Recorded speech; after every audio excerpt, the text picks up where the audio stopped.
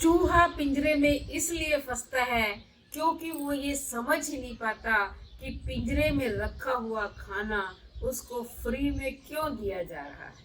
तो नमस्कार मेरे प्यारे प्यारे बच्चों, आप सबका हार्दिक हार्दिक स्वागत, अभिनंदन। बेटा, जब भी हम यात्रा करने जाते हैं तो बहुत सारा सामान इकट्ठा करके ले जाते हैं और यात्रा का वास्तविक आनंद नहीं उठा पाते क्योंकि हमें टेंशन लगी रहती है कोई चीज चोरी ना हो जाए और उसके रख रखाव की टेंशन, फिर बोझ भी उठाना पड़ता है।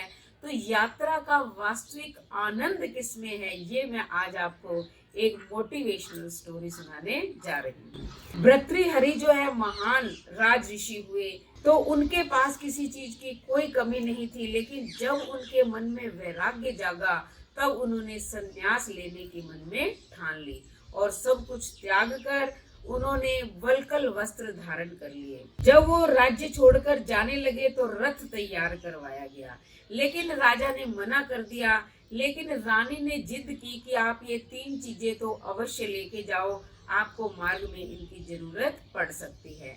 तो वो 3 चीजें क्या थी? एक लोटा, एक तकिया और चादर। अब रानी ने अत्यधिक आग्रह किया तो उन्होंने वो चीजें साथ ले ली।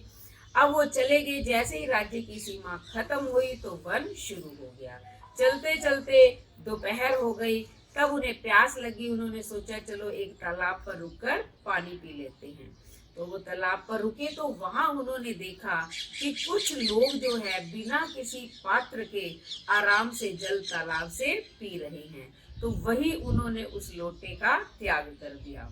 फिर थोड़ी दूर और आगे चले तो वो थक चुके थे। एक जगह उन्होंने विश्राम करने की सोची। जहां उन्होंने विश्राम करना चाहा तो वहां देखा कि लोग जो है बिना किसी तकिए के अपने हाथ का ही सराहना बनाकर सो रहे हैं। उन्हें बहुत अच्छा लगा तो उन्होंने वहां वो तकिया भी छोड़ दिया और वो आगे चल पड़े। रात हो गई थी। अब उन्होंने सोचा कि रात हमें कहीं विश्राम करना चाहिए, वहीं बितानी चाहिए। वो सोने के लिए उन्होंने सामने देखा कि एक मंदिर का परिसर था। बहुत सारे यात्री वहां विश्राम कर रहे थे। वहां भर्तृहरि जी ने देखा कि लोग जो है बिना कुछ बिछाए और बिना कुछ ओढ़े आराम से निश्चिंत होकर सो रहे हैं।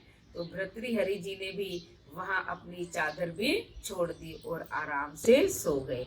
जब अगले दिन सुबह उठे तो वो बहुत ही निश्चिंत थे और खुश थे, क्योंकि जितनी ज्यादा चीजें हम इकट्ठी करते हैं उतना ही संग्रह की प्रवृत्ति बढ़ती जाती है और खतरा भी बना रहता है कि कहीं कोई चीज चोरी न हो जाए।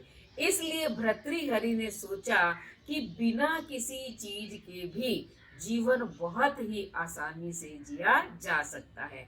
आज वर्तमान में देखो, लोग यात्रा करने जाते हैं, सोचते हैं पूरा घर ही उठा कर ले जाए, सारे सुख सुविधा का सामान इकट्ठा कर लेते हैं, तब उन्हें वास्तविक यात्रा का आनंद नहीं आता है।